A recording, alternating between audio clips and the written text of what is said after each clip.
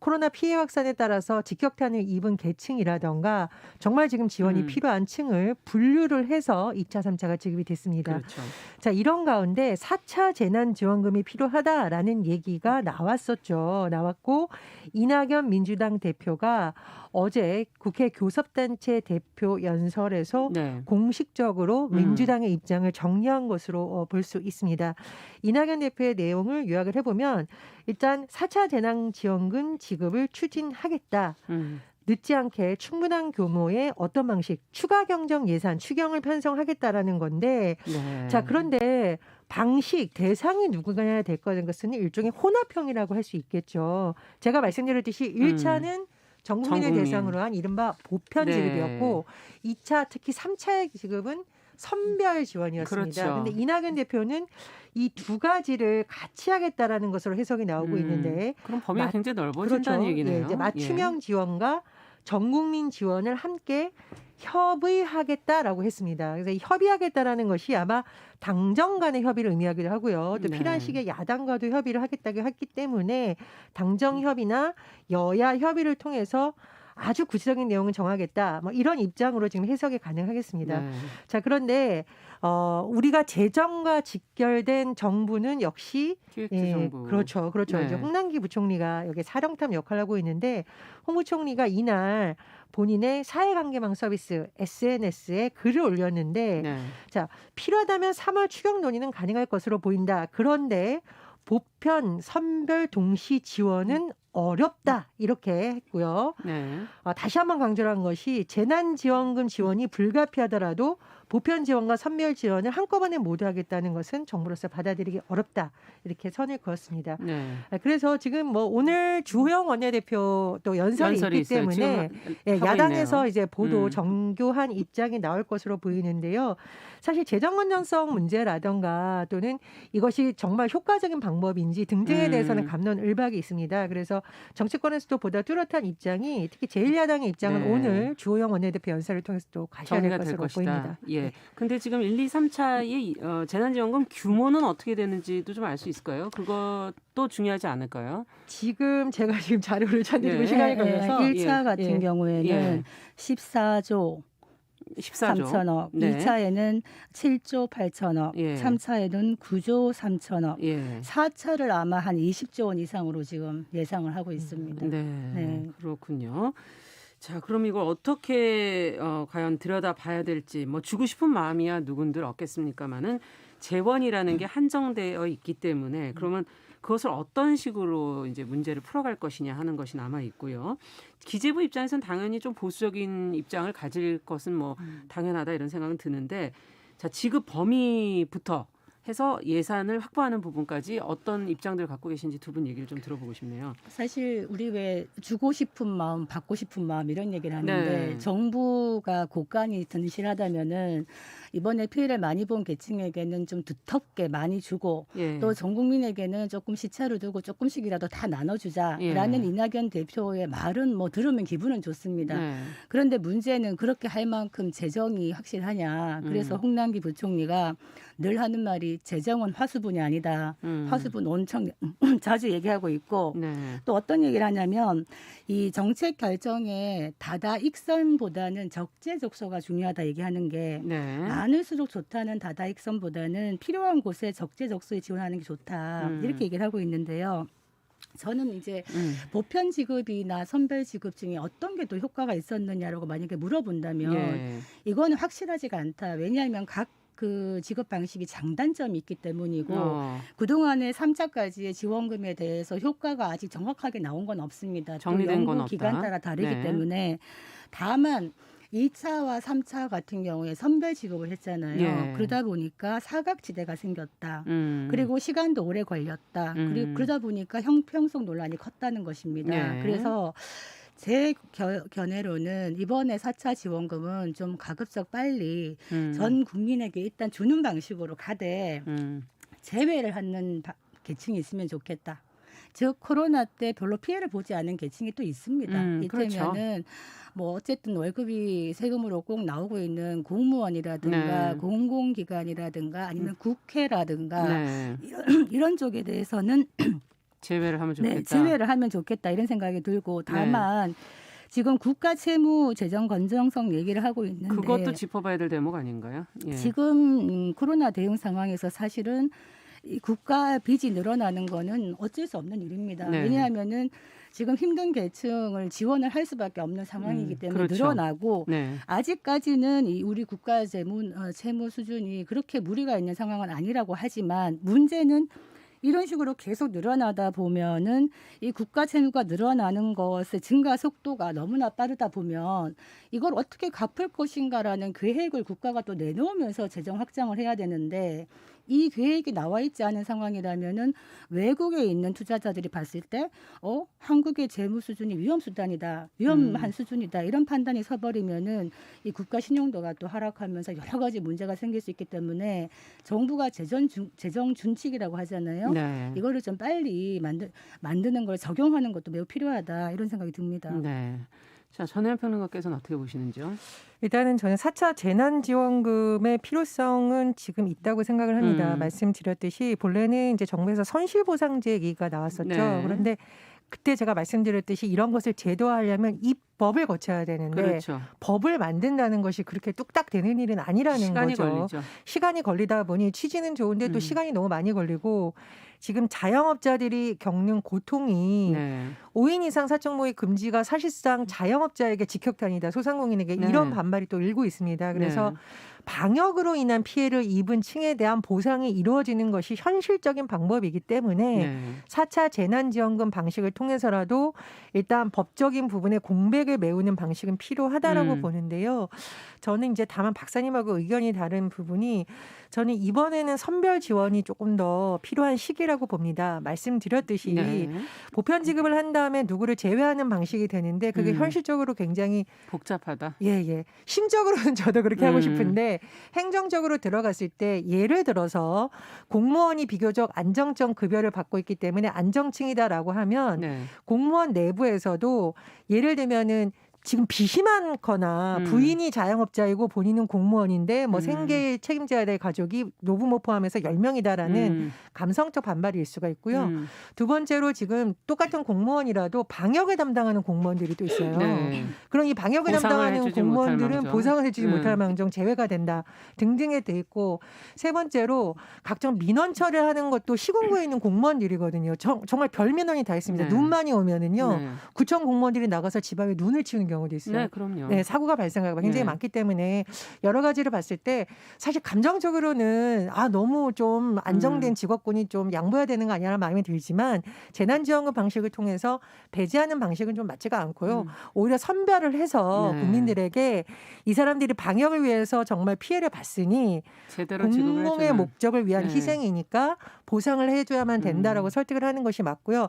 다만 박사님 말씀해 주셨듯이 2차 지원금, 3차 재난지원금을 하다 보니 제도적으로 본인이 처한 어떤 직업이라던가 네. 특수성을 입증하기 어려운 사람들이 너무 사각지대가 많다는 거죠. 있다고 얘기하셨어요. 그래서 그 사각지대에 대해서는 어떻게 될 것인가를 중심으로 조금 더 정밀하게 논의를 하면 어떨까 그런 생각이 사실 듭니다. 저는 공무원 공공기관뿐만 아니라 굉장히 안정적인 그 대기업 같은 경우까지도 사실은 고통 분담을 좀 나서는 게 어떻겠나 이 생각은 했습니다. 기업도 중소기업은 많이 힘듭니다만 그렇죠. 지금 중요한 것은 아까 얘기했던 그 지금 벼랑 끝에 몰려 있는 소상공인 분들이 정부의 방역 대책에 적극 동참을 하면서 영업 손실이 발생하고 이분들이 실제로 거의 대출로 지금 이어가고 있는 이런 상황이라면 많이 견뎌오셨죠. 많이 힘들죠. 네. 그리고 많이 견뎌오신 겁니다. 그렇다면 여기에 대해서 정부가 적절한 보상을 해야 된다. 왜냐하면 특별한 희생이기 때문에 특별한 보상을 해야 된다는 그렇죠. 겁니다. 제가 왜 공무원이나 공공기관 얘기를 하냐 하면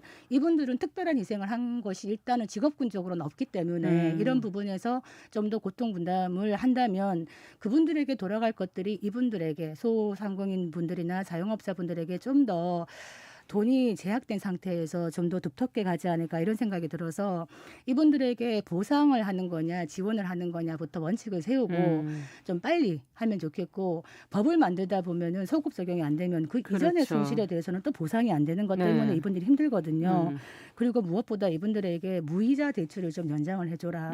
지금 대출로 버티고 있는데 지금 나오는 대출은 무이자는 아닌가요? 무이자 대출을 아주 약한 상태고 예. 이걸 연장을 해줘야 되는데 예. 은행권에서 이걸 연장을 안 해주면 당장 너무나 힘든 분들이 많다는 거죠. 네. 그래서 이 부분은 정부가 좀 빨리 들어가야 되는 게 아닌가. 은행하고의 협의가 또 필요하겠네요. 예, 그러면. 싶습니다. 예. 지금 새로운 소식을 보니까요. 시중 은행 중에 점포를 두지 않고 영업하는 새로운 많습니다. 은행들 많이 요즘 네. 하죠. 그런데 이러한 이른바 새로운 형태의 뱅크라고 제가 명칭을 하겠는데 모 뱅크들 같은 경우에 앞으로 좀 신용도가 낮은 사람들에 대해서도 대출의 턱을 낮춰주겠다라는 정책을 발표하고 있어요. 물론 이것이 잘못하면 갚을 능력도 안 되는 사람들한테 돈 빌려준다라는 또 여론이 일기 때문에 아마 여러 가지 데이터 분석을 좀 많이 한다고 해요. 그래서 그렇겠죠. 여러 가지 시중 대출은행에서 상대적으로 소외된 계층에게 대출 문턱을 낮춰주는 방안을 많이 좀 하고 있다라고 하는데 특히 이제 소상공인 같은 경우 보면은 그 금융거래 내역이 그렇게 많지가 않다 보니까 예전의 전통적 방식의 금융권에서의 대출가 굉장히 어렵다라고 해요. 아, 그래서 예. 이런 경우에는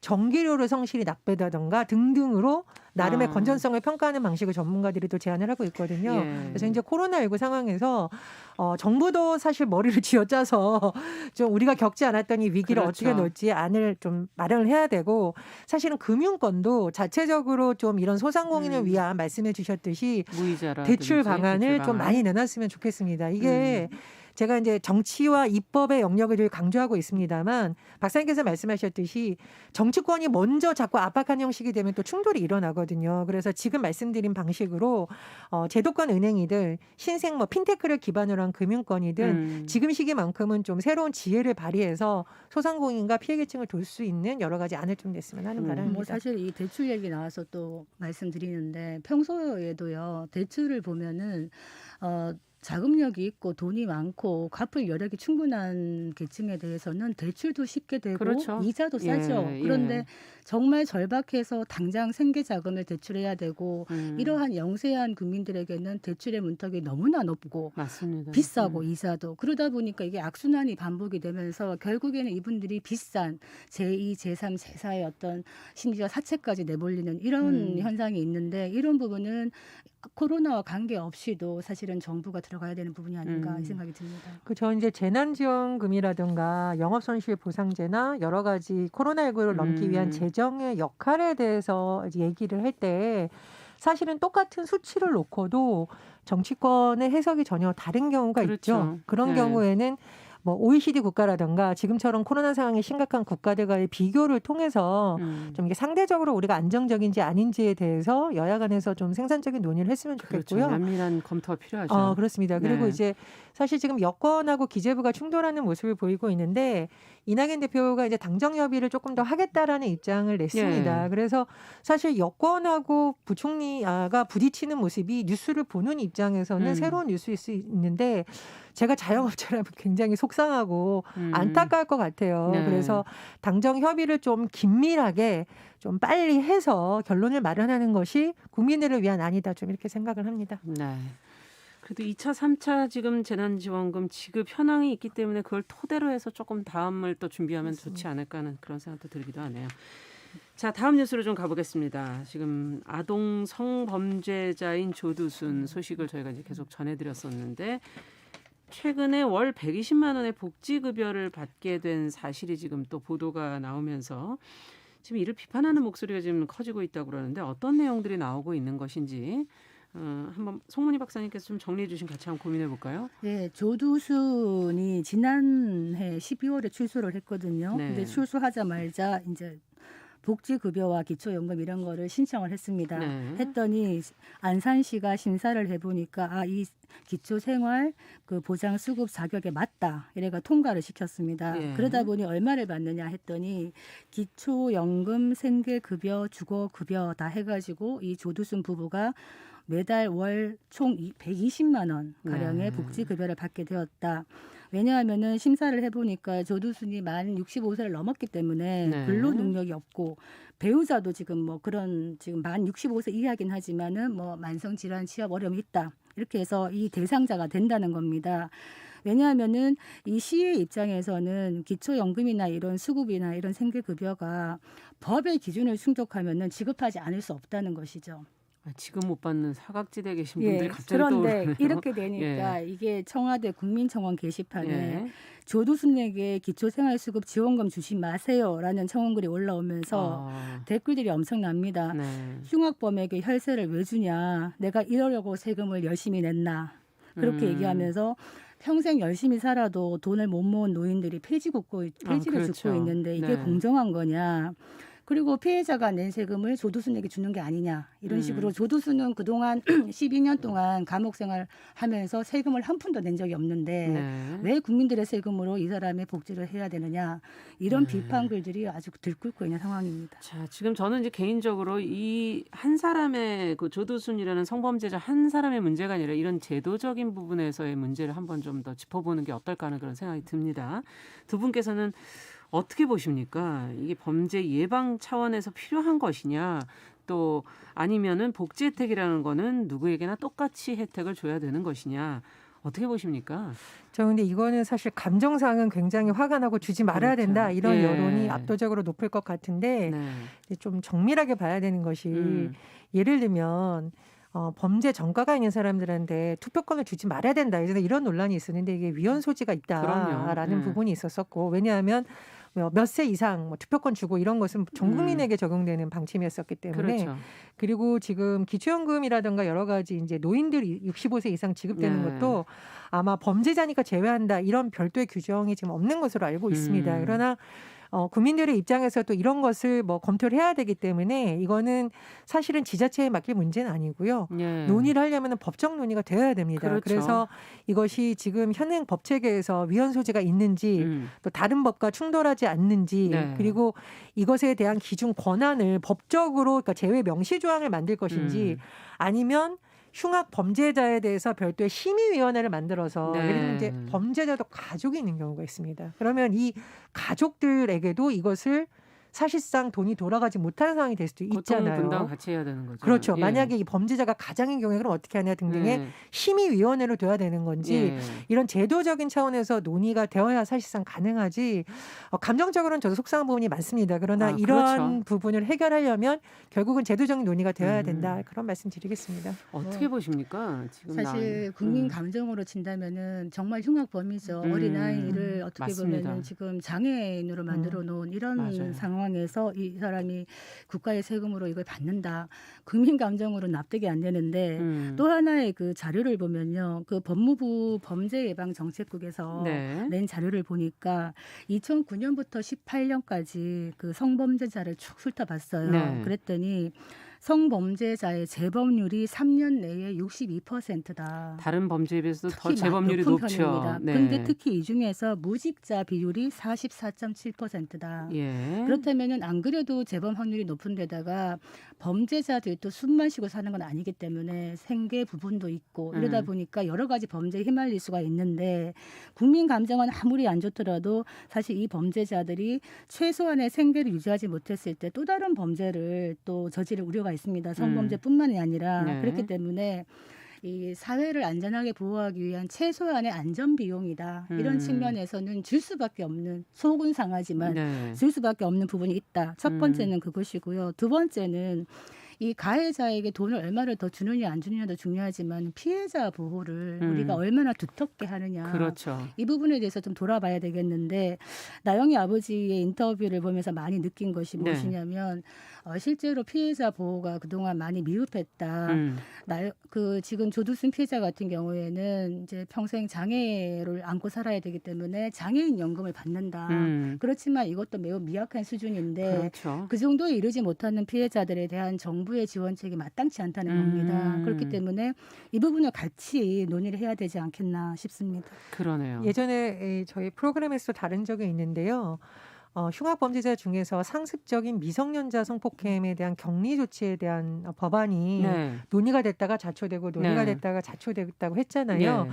아마 제 생각에는 국민청원까지 올라간 이면에는 아마 이번에 어떤 복지 혜택 문제도 있지만 가해자가 사회에 나와서 너무 활개치고 다니면서 또다시 범죄가 일어나지 그렇죠. 않을까라는 두려움이 국민들의 있는 두려움이 거네. 많이 네, 저도 작용된 그렇게 것 같습니다. 생각합니다. 그래서 사실 복지 체계를 제가 말씀드렸듯이 이렇게 건드리는 부분은 법 체계 전반을 손봐야 되거나 굉장히 복잡한 과정이 있을 수 있기 때문에 장기적 과제로 봐야 되는 거고 단기적으로 국민들의 두려움을 없애주거나 하는 것은 그렇죠. 박사님 말씀해 주셨듯이 피해자 보호 방안도 있는데 상습적인 성폭행에 대한 그 가해자에 대한 주의 관찰이라던가 네. 이런 부분에 대한 부분은 좀 강화될 필요가 있습니다. 맞습니다. 사실 인권 문제로 인해서 많이 논란이 된 바 있는데 이 문제가 그동안 여러 번 국회나 인권위 차원에서 논의가 됐기 때문에 저는 올해 안에 좀 마무리를 지어서 국민들에게 피해자에 대해서는 우리가 이런 지원을 하고 가해자는 이렇게 또 관리를 하고 있다라는 그렇죠. 안을 내줘야 이런 국민 감정이 일부분 좀 해소되지 않을까 그런 생각이 듭니다. 네. 제가 왜 피해자 지원을 체계적으로 해야 된다고 얘기를 하냐면 이 국민이 안전하게 살 수 있고 범죄로부터 자신을 보호할 수 있게 하기 위해서 국가가 만들어지는 거고 세금도 내는 것이거든요. 그렇죠.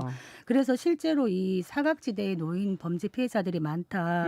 이 나영희 사건 같은 경우에도 그때 이제 국민들이 성금을 좀 모아줬다는 겁니다. 네. 그랬더니 이게 또 자산으로 잡혀가지고 이 기초수급에서 또 탈락됐던 적이 있다는 거예요. 그래서 이 아빠가 구청에 가서 공무원하고 그때마다 목청 몇 표 얘기를 해서 다시 자격을 이런 식으로 가다 보면은 이 성폭력 피해자가 안 그래도 개인정보가 많이 보호가 돼야 되는데 늘 얘기를 해야 되는 이런 상황에 노출된다. 자꾸 노출되는 거죠. 그렇기 때문에 행정 편의주의가 아니라 세심하고 정말 따뜻한 행정이 필요한 부분이다. 이렇게 보여집니다. 네, 지금 뭐 많은 분들이 의견을 주셨어요. 2380번님께서는 열심히 일하고 싶지가 않은 기분이다라는 의견도 주신 분이 있고요. 그리고 이선아님도 흉악범죄자에게 이렇게 생활자금을 준다는 것은 법을 좀 개선해야 되는 거 아니냐 하는 의견도 주셨고요. 0385번님께서는 애초에 처벌이 약했던 것이 문제가 아니겠느냐 하는 근본적인 문제를 지적해 주시면서 처벌이 충분했다면 이런 반감도 적지 않았겠느냐.